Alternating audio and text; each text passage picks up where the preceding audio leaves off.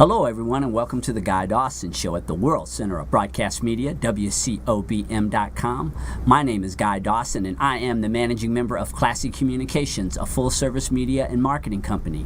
If you would like to bring greater recognition to your business, your organization, or yourself personally, please get in contact with us at 702-845-6129 or visit our website, classycommunications.net. We are broadcasting to you live from the Gene Woods Racing Experience in fabulous Las Vegas, Nevada. Just a stone throw. Woo! Was that better today? Was it better than last week? Yeah, I never know if you're going to be high energy or you were high energy today, weren't you? Yes. I feel better this week. Yeah, I do. We're near the Las Vegas Strip, and I have the co-hostess with the mostest, the queen of all media, Corinta Turvalon is back. I am here, and I'm happy to be here, and I'm really happy to interview you, Beth, about your projects. Great. Beth I'm Began. excited to be here. Began. Let's say it together. 1, 2, 3. Beth. Boggin. Boggin. Like toboggan. Like toboggan. Good for our viewers to know. Right. For looking you up. It is good. I was talking to Beth a few minutes ago about how literally I was saying her name, and I would imagine there's people do a lot of twists, huh? Right. They do. It gets messed up all the time because it looks like Bon. That's phonetically correct, but it is not. Oh. I married into it. My maiden name is Mitchell, so no one messed that up. Well, that's easy. Oh, no. Yeah, I couldn't even mess that one up. Right. Welcome to the show, Beth. Beth and I have been working together recently on a platform. She is an author, she's an entrepreneur, and she's in the process of writing a book. Will you tell the audience the name of the book that's up and coming? Yes, the name of the book is Pick Up Your Mat and Walk, The Secret to Extraordinary Wellness. Tell us about it. And I'm really excited about it. I have had this book in me for probably about 20 years and been living the journey and doing the research myself, and finally just came to a point that it's time to write what I've learned in my own journey. At age 25, the doctors told me that I had a medical record that looked like an 80-year-old woman, and I had been extremely unhealthy for the first 2 decades of my life, and I suffered physically, but I also suffered mentally. And through, picking up your mat and walking, that has so much meaning. But it's been a step-by-step process and just baby steps of, becoming well. And I think, I believe that I really do know the secret. And so I'm excited to help other people in their journey. As Beth and I have been working on getting all the foundation laid for this book, it's really been interesting to learn more about your background and what inspired you to want to tell your story. You've really overcome a lot of things in your life. Yes, I have. Do you want me to talk about some of the things I've overcome, or? Sure. Yeah, so, most people, they don't grow up with a perfect life or a perfect family. And, I came from a lot of dysfunction. My mother and my grandmother had committed suicide by the time I was age 13. And there were other things in there, growing up, like divorce, and there was some abuse and a lot of things that I had the cards stacked against me before I was even born, because my mom was actually adopted into a family that were alcoholics, and they abused her. I don't really know how much or how severe, but I do know that she used to show up to high school with cigarette burns on her arm. And so that's who God chose, to house me, to give me birth and a life. And I knew by the time I was age 17 that my purpose in life was to change the legacy of my family. But that didn't come easy, and I'm hard-headed. So it, even though I was trying, I was still, there were a lot of setbacks. And but now, I'm almost 44, and I feel like I have a new life ahead of me. So I'm excited. You look amazing for 44, by the way. Thank you. You don't look 44 at all. Thank you. Absolutely. It's kind of shocking to me just hearing about how a doctor at the age of 25 was telling you that you had the medical health record of an 80-year-old.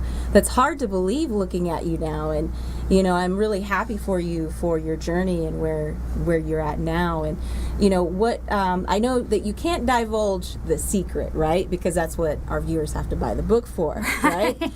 But can you talk a little bit about maybe some ways that you were able to kind of pick yourself up and pick up that mat and keep going? First I had people in my life who fought for me. I did have a lot of medical care. Mentally, I have the diagnosis of being bipolar. I suffered severely from it. I've had a few doctors tell me that my life is a miracle. I live in pretty suburbia. My first house when I got married had a white picket fence. And I've had people through my life, I don't know if they've been jealous, but make comments like, you're so lucky, like you have so much. And it's like, but I worked hard to get it, but not the work that the world sees. It's the internal work and that healing. I think I got distracted from your question. But the secret, not the secret, but the steps, I found, I was in many, many hospitals. And I think that's really why I want to write the book, because I toured a lot. I know what works. I know what doesn't. I never stayed in a place that really was for whole health. And that's what I want to start seeing, or be able to develop a place like that. But in each place I stayed, I kind of got a piece of it. And when I was 19, I was put in a facility that someone allowed me to run. They picked me and they said, I think you would be good to go running with us. This hospital was in Austin, Texas. And this man who worked at this place, but he was coach, he would take us all through Austin, and we would run trails and hills. And I discovered in that running, I discovered the endorphins, and I discovered what exercise did for me. And that was kind of my first piece of learning. And then it was nutrition and spirituality and, so much more.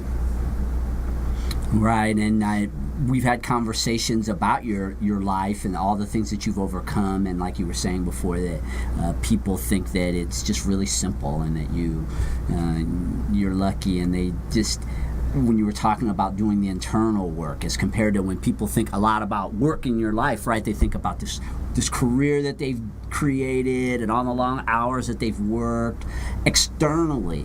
And I think that's a huge point that you just brought up, and really important, is that internal work is really harder than external. From my experience, the things that you do to heal yourself are just as hard, if not way harder, than the jobs that you do that bring you the success or whatever society perceives as being growth and prestige.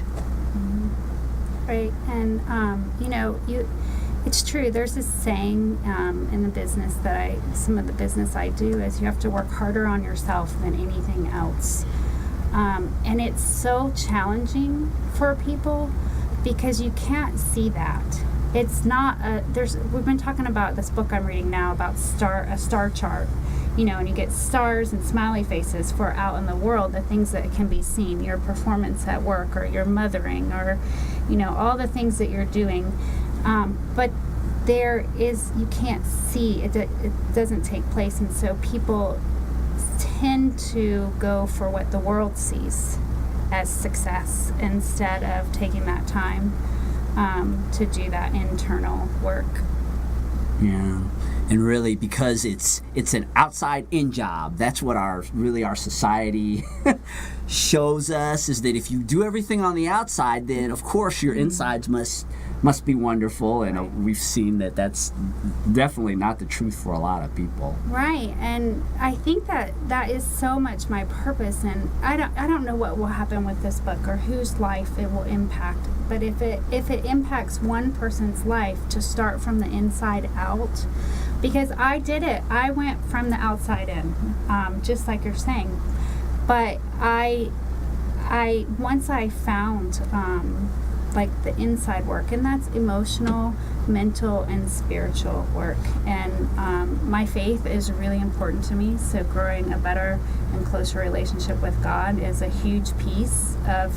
It is the piece really of my healing. But that part came because I didn't want to surrender to all the outside stuff and making everything look perfect. You know, my house, my body, my car, having that, all of that. And but I want to be able to save people time in that struggle. I think it's powerful too, the fact that you're coming from such a what other people would see as a very socially awkward kind of topic. You know, people don't like to talk about mental disorders and the ways that they impact, individual lives, families' lives, friends' lives. I've personally known people in my past. I've had friends who have suffered from that, and I've watched the mood swings. You know, and it's tough. You know, that I've watched where they're trying different medications. You know, and what works for them and what doesn't. And maybe one day this medication works, but the next day it doesn't. And it's really a roller coaster. It's intense. And then to try and live a normal life with something like that is difficult, let alone trying to make yourself a better person. Right. And, medication, it has its place, most definitely. But the way that I have experienced and seen the healthcare or the mental health care system set up, it's medicine, and there's no other skills really being taught or focused on. And you can't just take a pill and go home and sit on your couch and get better. Medicine, it has its place, but that is not the sole source of healing. And I think so often, not all doctors, but doctors are trained to treat illness. They are not trained in prevention. And it can be prevented. People can be healed. My family probably thought I'd be institutionalized for the rest of my life. Like, I was really ill. I have had suicide attempts in my life. And I know what it's like to be ill and not right in your mind, and people, they don't want to talk about it. They're scared of it. They put it in a box. Like, we're all seeking wellness and health and fitness, and it's all the rage. It's a $1 trillion industry, but people don't. That mental health is that's the filter. It's the computer system for everything, and we all suffer to some degree from it, and we all, at one point or another, either are going to have a bout with it, or you're going to know somebody who has a serious issue with it. Yeah, one of the things that we've talked about is how you want to be a spokesperson, really, to destigmatize mental illness, because we talked about if a person ends up, they have cancer, or if they have other diseases, it's completely looked at in a different way as compared to mental illness. I have a brother, he suffers from schizophrenia. He's been schizophrenic since he was 18 years old.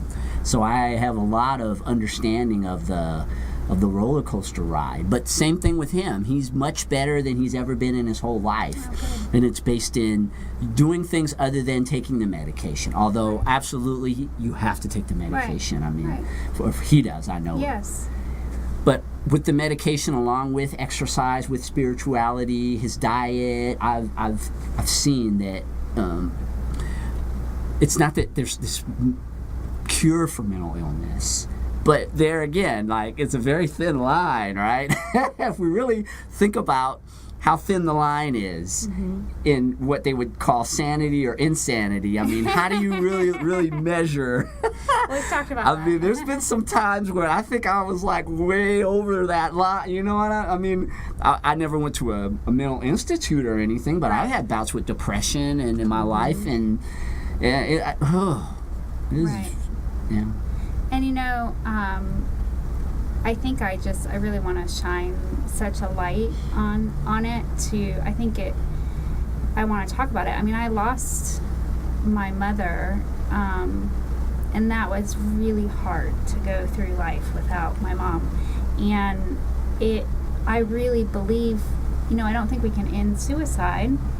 I do think healing can come to our land and heal people, but I just think talking about it is the first step and being honest. Because I got some research off the internet, so I need to make sure the sources and stuff. But from what I read, it's like 1 out of 4 people suffer from mental illness, and it's not really talked about. And breast cancer is a sensitive subject. It is a subject to my heart. I've lost people that I love to breast cancer, and I love what they do for, that cause and other causes. But 1 out of 8 people will be diagnosed with breast cancer. And more people are suffering from mental illness, which there's so many things that need to be brought up. And so. Yeah, you don't see the run for mental illness. That's true. You don't see things like that because of Right. the stigma that is attached to it, and I think it's unfortunate. Well, so when I went to school, it took me 8 years to get through college because of my mental illness. I had many bouts.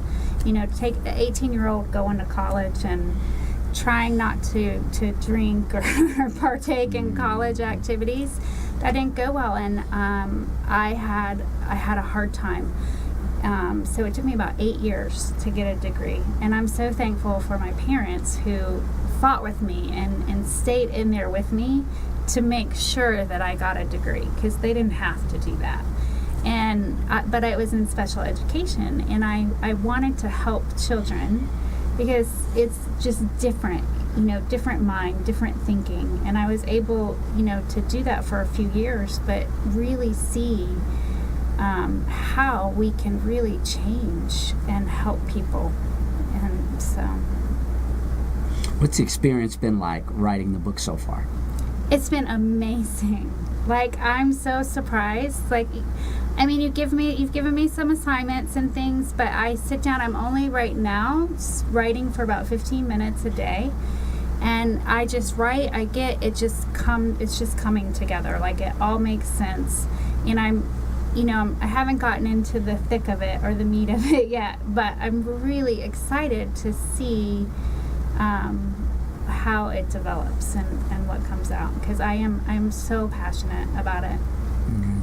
When I work with people from scratch, I mean, I really enjoy working with authors anyway. Even if you've written your book, I love to work with you to promote you, but there's just something about when you sit down with a person and the very first words basically that are being written, we've worked together. It's really inspiring to see all of that start to come out. Mm-hmm. Your life as we sit down, we have these coaching sessions, and you start talking about, I'm digging up this and I'm digging up that, and then you see it all of a sudden. It's in print. A person's life is in print, and the people that I work with tend to do inspirational type books, and it's just so exciting to watch a person become an author. I think it's a profession that is so honorable as being an author.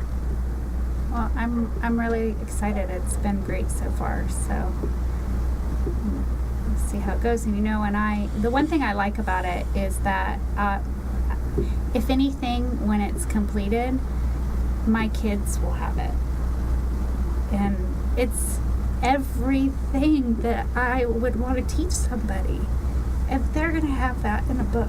Mm-hmm. And they will read it.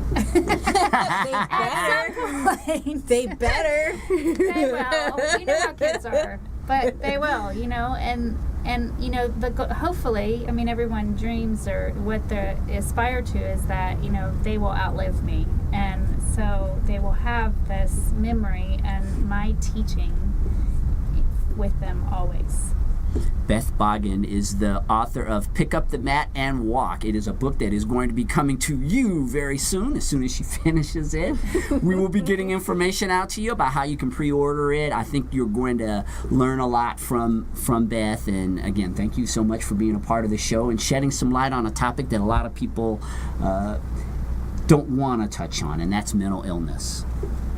We're going to take a short commercial break, and when we come back, we're going to talk about broadcasting. One of my favorite subjects. One of your favorite subjects. Absolutely. Stay tuned for the Guy Dawson Show.